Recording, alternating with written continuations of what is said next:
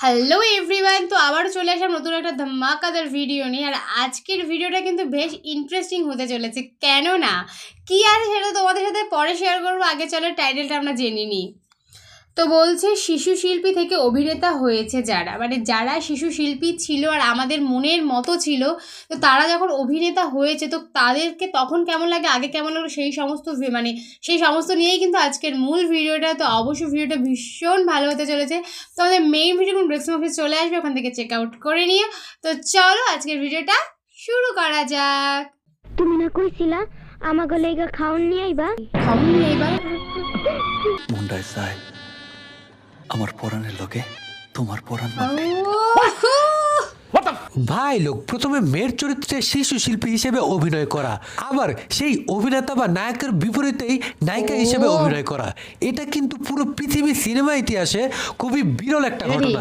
কিন্তু আমাদের বাংলাদেশে এই ঘটনাটি বেশ কয়েকবার ঘটেছে। তাছাড়া আপনি কি জানেন বাংলাদেশের অনেক বিগেস্ট স্টার সুপারস্টাররা শিশু শিল্পী হিসেবে সিনেমায় কাজ করেছেন। তো ছোটবেলায় কেমন দেখতে ছিলেন তারা, আপনি তাদেরকে দেখলে জাস্ট অবাক হয়ে যাবেন। তো ভাই লোক আজকে আমরা আপনাদেরকে দেখাবো এবং আলোচনা করব বাংলা সিনেমার এমন কিছু স্টারদেরকে নিয়ে যারা ছোটবেলায় শিশু শিল্পী হিসেবে সিনেমা করেছেন। তো কি অবস্থা, আমি সজীব আর আপনারা দেখছেন সজীবের ডাইরেক্ট পয়েন্ট। আর আজকের পয়েন্ট হলো performances of Bangali cinema stars as a child artist. Number 8, Mehedi cinema Bhai Bondhu. মেহেদীকে আমরা মূলত চিনি সাইড নায়ক অথবা উল্টাপাল্টা ধরনের সিনেমার নায়ক হিসেবেই। এইসব উল্টাপাল্টা সিনেমা করার জন্য তার একটা দুর্নামও আছে, কিন্তু আপনি জানলে অবাক হবেন মেহেদী বা মাস্টার শামীম ছোটবেলায় বেশ কিছু সিনেমায় অ্যাজ এ চাইল্ড আর্টিস্ট কাজ করেছেন। আর আপনি তার ছোটবেলার সিনেমাগুলো দেখলে জাস্ট অবাক হয়ে যাবেন যে শিশু শিল্পী হিসেবে কি দারুণ অভিনয় করতো এই মেহেদী। আমি যখন তার চাইল্ড আর্টিস্ট সিনেমাগুলো রিসার্চ করছিলাম তখন জাস্ট অবাক হয়ে গেছিলাম তার অভিনয় দেখে।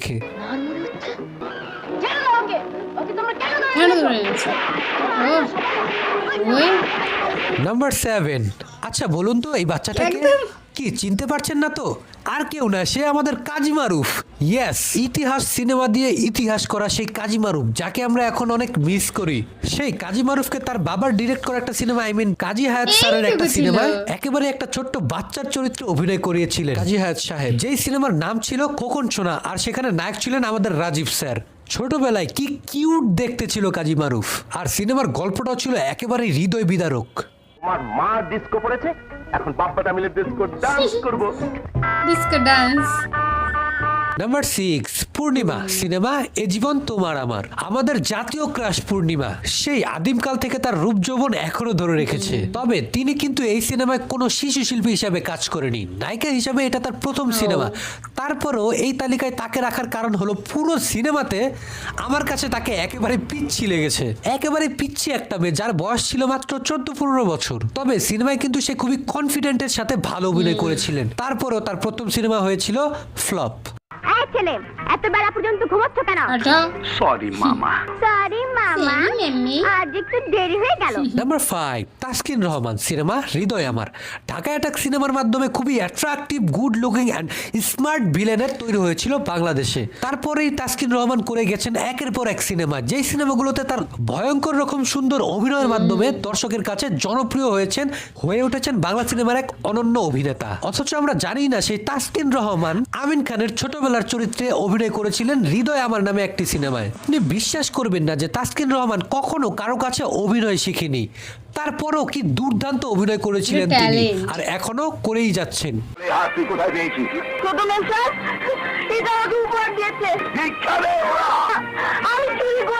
নাম্বার 4, আমাদের স্বপ্ন নায়ক the stylish icon Salman Shah, যাকে তার ভক্তরা এখনো বাঁচিয়ে রেখেছে তাদের হৃদয়ে।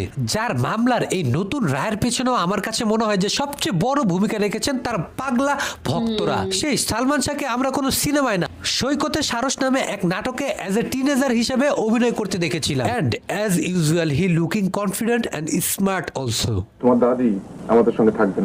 How wonderful. But what about me, mommy? তোমার জন্য মাঝখানে ঘরের ব্যবস্থা করা হবে। Oh no. Number 3, Babita ma'am cinema Sangsar. 80s এর crush our queen Babita ma'am, যার নামের পাশে গোলাপি এখন ট্রেনের মতো ঐতিহাসিক সিনেমা আছে, যিনি বলিউডের মতো ইন্ডাস্ট্রিতে কাজ করেছিলেন।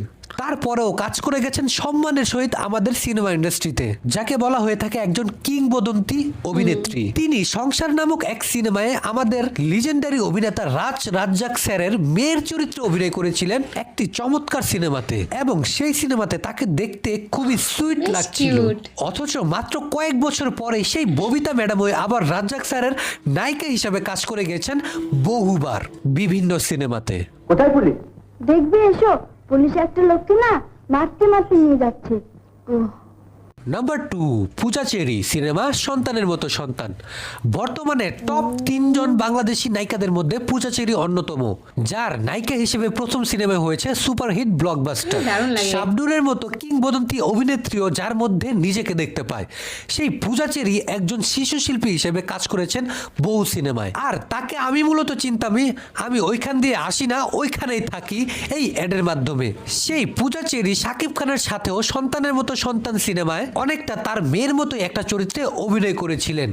আর মাত্র কয়েক বছর পরেই সেই পূজা চেরিকেই নায়িকা হিসেবে শাকিব খানের সাথে রোম্যান্স করতে দেখি, কোনো কথা?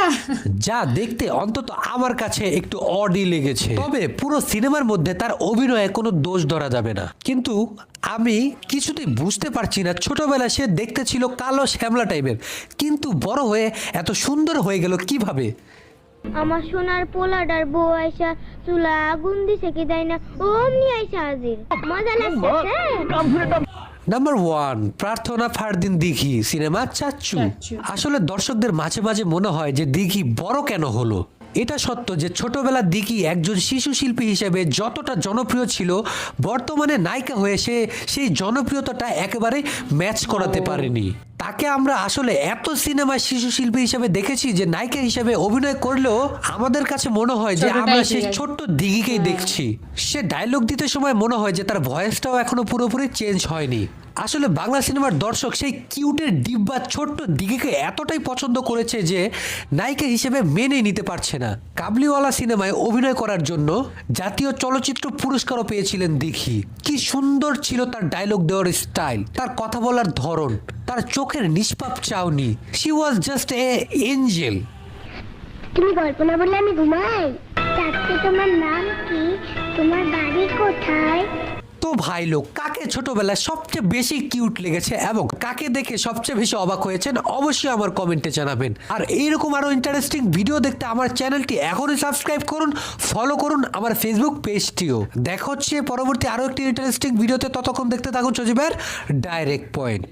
দেখো, ছোটবেলায় কিন্তু সবাইকে দেখতে বেশ কিউট হয়, সে কালো হোক বা ফর্সা হোক, দেখতে কিন্তু ভীষণই কিউট হয়। কিন্তু তারা যখন বড় হয়ে যায় তখন পুরো অবাক। যেমন এখানে কয়েকজন ছিল, মানে ছোটবেলায় কেমন ছিল আর বড় হয়ে কেমন হয়েছে, জাস্ট মানে আমি তো পুরো অবাক হয়ে গেলাম এই ভিডিওটা দেখে। মানে বেশি অবাক হয়েছি যে শাকিব খানের সাথে যে ছোট মানে বাচ্চার মতো অভিনয় করেছিল, মেয়ের অভিনয়টা করেছিল, সে বড় হয়ে অত সুন্দর, মানে জাস্ট ওয়াও লাগে আমার, ওকে দারুণ লাগে। অত সুন্দর দেখতে হয়ে নায়িকা হয়ে গেছে, মানে ওটা সত্যিই পুরো অবাক করা যে ওটা কী করে হলো।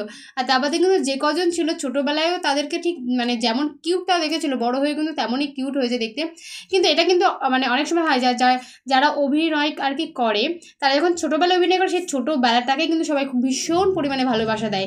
মানে বড় হয়ে গেলে দেয়, কিন্তু ছোটোবেলাটা মনে হয় তাদের মনে হয় মানে আমাদের মতো অডিয়েন্সদের মনে হবে না ছোটোবেলাটাই কিন্তু ঠিক ছিল। তো তোমাদের কী মনে হয় সেটা অবশ্যই আমাদেরকে জানিও। আর এই ভিডিওটা তোমাদের কতটা ভালো লাগে সেটা অবশ্যই জানিও, কারণ তোমরা না জানলে আমরা বুঝতেই পারবো না যে অ্যাকচুয়ালি তোমাদের ভিডিওটা কেমন লাগলো।